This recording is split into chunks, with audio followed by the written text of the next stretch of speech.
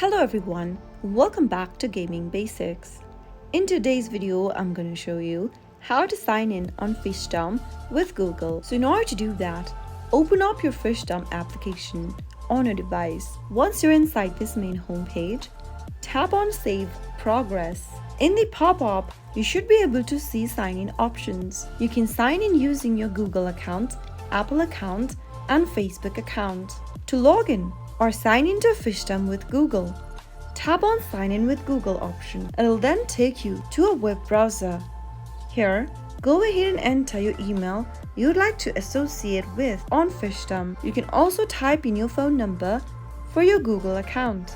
On the next field, type in your Google account's password. After doing so, go through the prompts till the end and you'll be able to log in to Fishdom with your Google account. You can tap on the play button to start playing. That is how you can easily sign in on Fishdom with Google.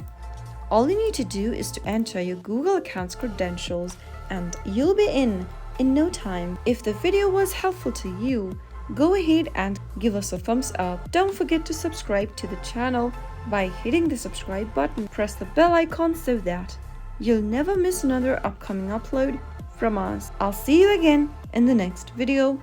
Goodbye till then.